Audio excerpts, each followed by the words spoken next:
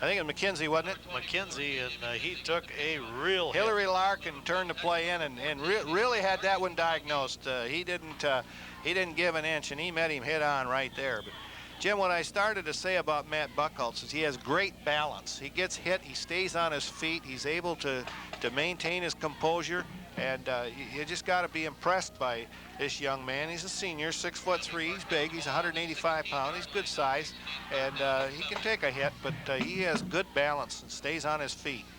And McKenzie and Holton have done a great job of taking those pitch outs. Well, Buchholz going back to pass. He's looking, throws one way out there and overthrows his receiver. So it's going to bring up fourth down and 7. So they need a conversion here with fourth down, keep possession. Number 88, Jason Potter, was the intended receiver. They are Mr. Rob Lippica, Mr. Dwayne. Well, the play being taken in by Swanson, number 41. Well, they haven't been denied yet on a conversion play, third or fourth down, so we'll see here. And now they're set with end split out to the left side. Back goes Baumholtz, takes it, throws, he's got it. Picked off right down there, caught and taken down to Adam Faber again. About the goal line where it's going to be 1st and 10, Ray. 1st and goal again. He went down and out, and Buchholz laid the pass right on the money. I hope we can, let's take another look at this one. He does a good job of faking to the back right there. Holton throws it out there, lays it over the defensive man, right into the arms of Adam Faber. Good for the first down on the far sideline, and it's 1st and goal, and where they got it? About the 3-yard line. 3-yard line. So once again, just do whatever they want, Jim. 3rd down, 4th down, they just can't be stopped tonight. No, tonight's their night. And now Buchholz under center. Takes a snap, gives it to Houghton, and Houghton is down in there for the touchdown. So at 9:19, 6 more go on the board. It's 25-0 for the Wyoming Park Ball Club, and you can just see that the Pioneers know that there's no end to this. I think they just soon take this last 9 minutes and 18 seconds and go home, throw them out the window. Yep. Well, the scoring for Wyoming Park tonight's been 3 yards, 2 yards, 2 yards, 3 yards. So you see what kind of a ball game it's been. It's just been grinded out. Used the pass play when they had to. Going for 2 again here. Well, and they're right up the center, and it's good for 2. Houghton. So Houghton goes in for 2, makes the score 27-0. Let's take a short break for a public service announcement, and back with more football on TV 23. Gosh, Darlene, it sure is amazing how much we have in common. I know, Larry. We both love 3-car pileups. We both were built in Buffalo. And we both know wearing safety belts helps save thousands of lives. Yeah, this is fascinating. Don't mind Vince. He's getting over a bad breakup. I know. Janet's picking up the pieces, too. They're in here. I wish they understood it's all worth it to get people to buckle up. Hey, lacerated lovebirds, I sense a major crush. You could learn a lot from a dummy. Buckle your safety belt. Talk about head over heels. The winner of $111. Bring that program to the press That box. drive took around 5:40. So they took the ball over with 3 minutes to go in the 3rd quarter. If we have no takers, all $222. Well, they're all set now, and very big thank you. the Vikings are ready to kick off. I think they got a new kickoff man out there, don't they, Ray? Looks like it. Gotta get his number now. There's the boot. And it's fumbled, and it's still being kicked around and finally fallen on by Pioneer. Well, East Grand Rapids having problems doing anything really right tonight, although, you know, they haven't had that many errors or fumbles or anything. That's the first one that really bobbled badly, but 2 ball players trying to catch the kickoff. A little miscommunication there between the 2 of them. And so Wyoming Park able to hold them deep in their territory at the 19-yard line. And so with 9:17 to go. Well, here come the Pioneers. maybe for the last time tonight that they may have the ball with the dominance that this Wyoming Park team has. There back goes, there's a pitch out. Number 31, Ken Seeley. 31 is the ball carrier, Ken Spale. Seal. Seal, and Seal gets about 5 yards. Gonna bring up 2nd and 5. Kenny Shields, a junior, 5'10", 165 pounds for East Grand Rapids.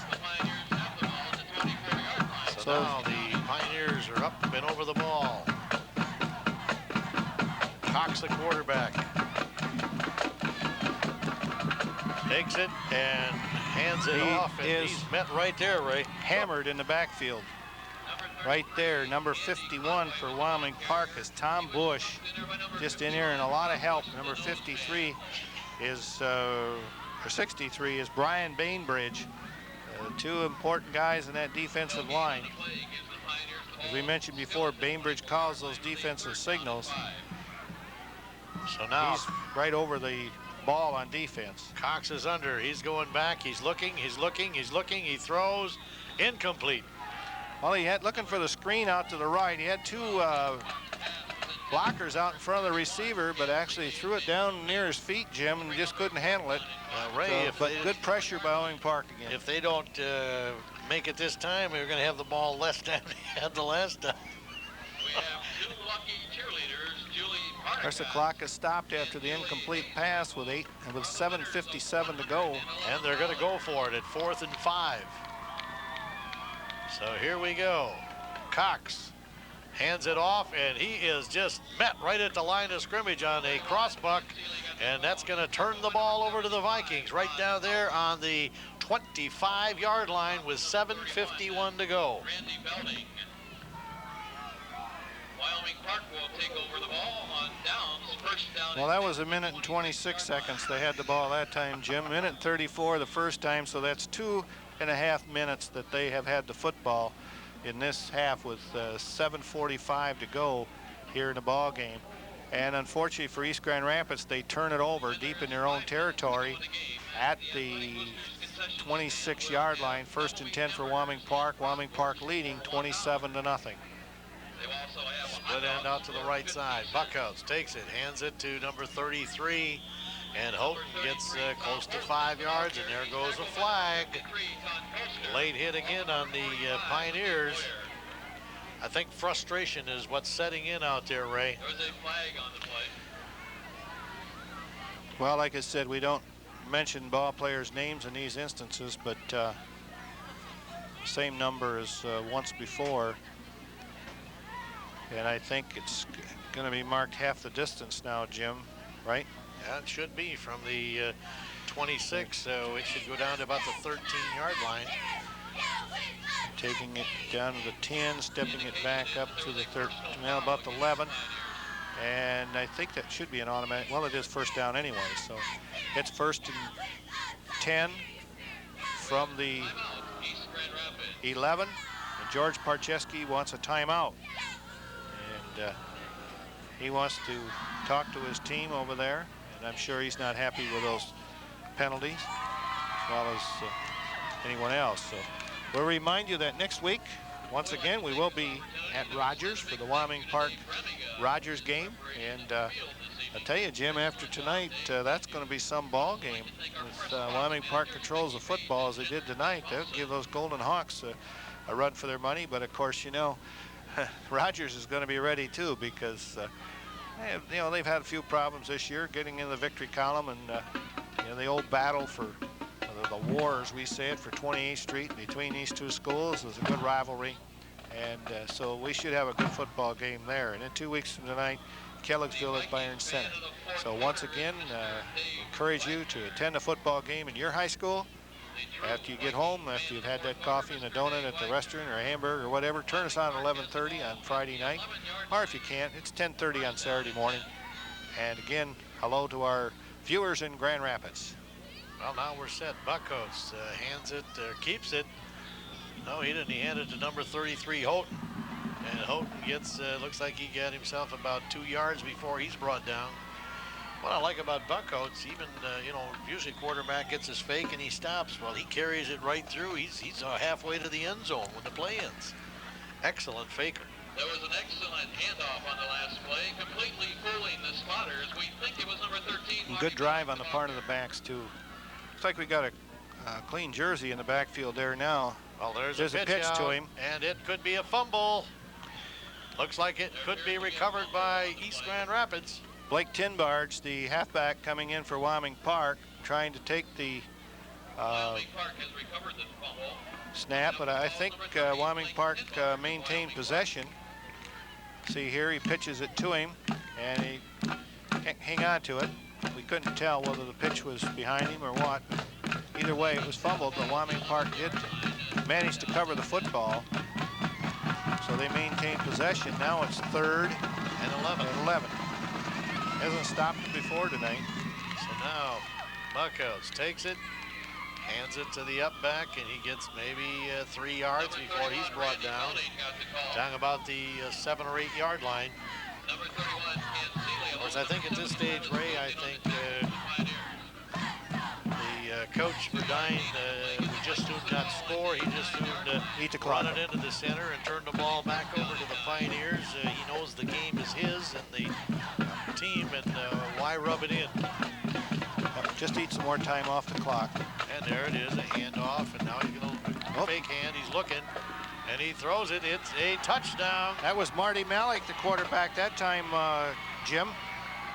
Number 13 in there, and he hit, was it Potter out there? Or number 36? 36. Well, I don't have a number 36. Half these numbers. Let's take a look at a replay. Maybe we can tell here. But Marty Malik is the quarterback, number 13. As you said earlier, Jim, they have two decent quarterbacks. 88 is Jason Pott, 86. Okay. Well, there's another block kick, Ray. So the score is 33-0 at the 5:35 marker. Let's take a short break for public service announcement and back with more high school football on TV 23 in Wyoming. I never saw anybody light up a bar like Jack. You can say that again. He had a million jokes. 2 million. Oh, a riot. Oh, yeah. One of a kind. No kidding. I swear, if I thought he couldn't drive, I'd have said something. You know? I mean, how could you spoil his fun? Right. Take the keys, call a cab, take a stand. Friends don't let friends drive drunk. Well, with 5 minutes and 35 seconds to go on a pass that we thought to be a handoff, and he faked the handoff and just threw one out in the flat and for the touchdown. So it's 33-0 here as the Vikings get ready to kick off here to the Pioneers. And there's the boot, a nice kick, and picked off right down there at about the 15-yard line and up to the 35 and still churning forward to just about the 37-yard line where the run back is finally stopped. Well, Jim, I found out who our phantom touchdown receiver is. They changed numbers on us. 86 is enlisted in the program isn't on there. It's actually Tom Cronkright, and he is wearing 86, not 80 is listed in the program. So. Okay, so now the Pioneers, and there's a flag. The Pioneers just seem to, at this point, with the score 33-0, they're really just out of sync, Ray. Doesn't look like, you know, it's just like, what are we doing? We're offside on the Pioneers. They come up, they just seem at this stage to be very disorganized mentally. Well, the Vikings used 2 minutes, 26 seconds to score that time. That drive. I'll tell you, they're still a good ball club and a team to be reckoned with in the conference. And the clock is ticking at 5:10. 1st and 15 for the Pioneers. Out of the tee, and there's a fumble. Appears to have been a fumble on the play. It's Here's East Grand Rapids recovered at number 12. David Cox dropped on it. And number 23, I didn't see exactly whether it was Brent Sawyer or David Cox, but anyway, they recovered it, so it's going to stay second at about 15 on the 30-yard line. So we're down under the 5-minute mark, 4:40 and counting. Second and 16. Cox, the quarterback, number 12, takes it, pitches it out to number 31, it looks like, Ken Seal. And Seal is up to maybe about the 37-yard line where he's brought down. So it's going to be 3rd and 9. By the time the ball is snapped, we'll be under the 4-minute mark here. 33-0, Wyoming Park over East Grand Rapids. The stands are starting to thin out. And there's a handoff and on a cross buck and just stopped for maybe about a yard gain. So it's 4th and 8. And I would imagine they'll go for it here. They did back on the 20, 25. They did it on the 20, they'll do it on the 40, right, Yep, Ray? right. So the Vikings, with this one in hand, getting ready for next week's big ball game at Rogers. And here's the quarterback going back, looking out. Here's Cox, he throws, incomplete.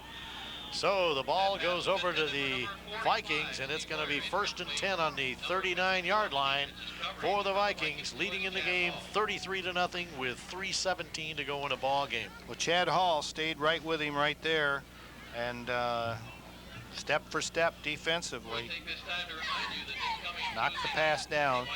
Didn't have to catch it. It was 4th down. He knocked it down.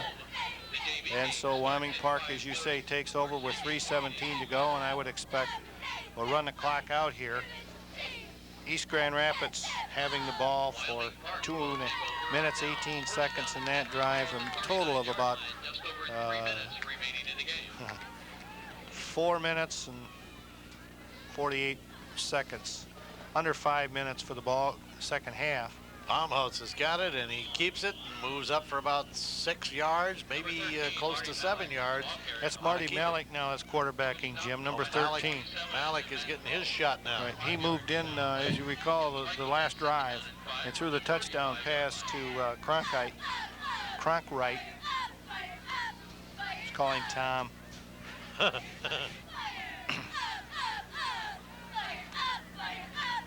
So Malik, number 13. And up the center, it may be a touchdown, almost just at the last minute. Well, Randy Velding, the carrier there, number 31, Jim, breaking loose. Some of the ball players who haven't necessarily played much of the ball game getting their opportunity and making the most of it here as Randy Velding spurts through for a good 10, 15 yards. Well, it's going to be 1st and 10 on the 15-yard line with 2:31. Malik at quarterback. Up, there's going to be number 70 went forward and contact is made, so it's going to be 5 yards against the Vikings, bringing up 1st and 15 for them from the 20. The dead ball foul. The infraction is illegal procedure against the Vikings. The 5-yard walk-off. Quarterback Malik come over the sidelines. And the clock is moving again. Getting the play from the sidelines. Jack Verdine probably telling him, keep it on the ground, don't throw it. Malik under center, end split out to the right side. Takes it, makes the handoff to the up back, and he's dropped after about maybe a yard gain. Blake Tinbarge, number 30, is the other back in there. 30? 31. No, 31 carried that one. Okay, that was Randy Velding again. But Velding and Tinbarge are the backs in there now, along with Malik as the quarterback. We're down under the 2-minute time slot here at 1:46. 2nd and 14 for the Vikings. And this time handed off, and again met right at the line of scrimmage, maybe after a 1 yard gain and a flag on the play.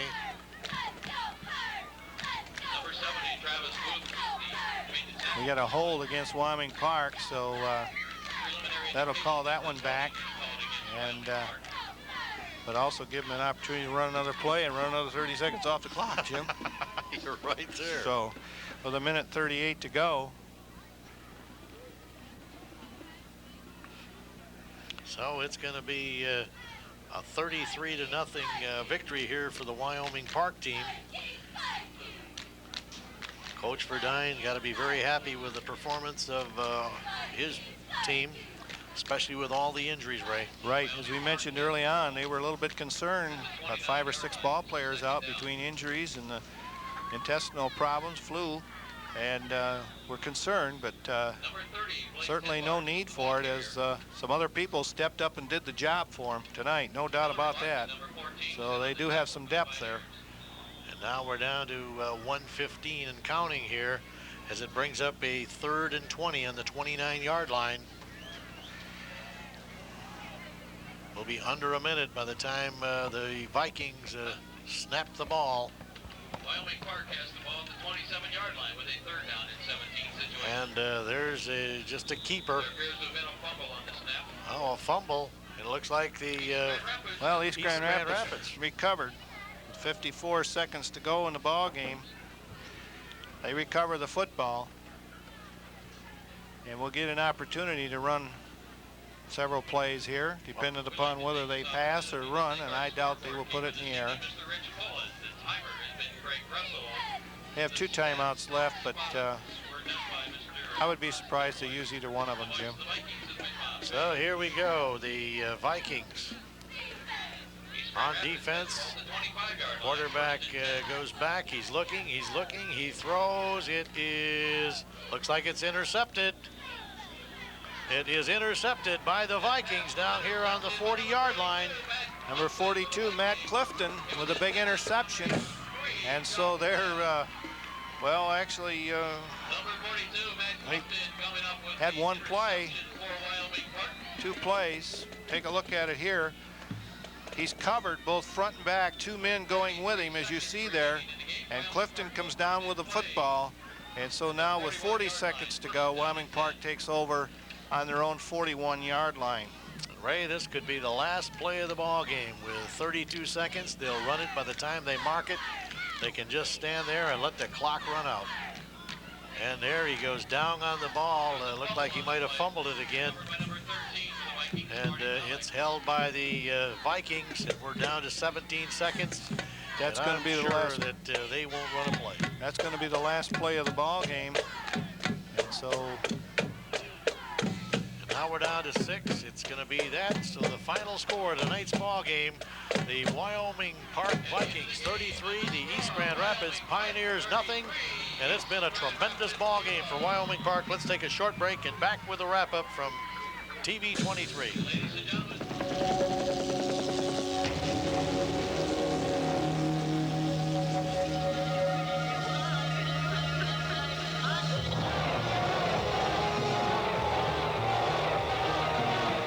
If you're an employer, you know how tough it is when your National Guard and Reserve employees are gone. But it's even tougher for them. Be a hero. Give your employees the freedom to protect ours.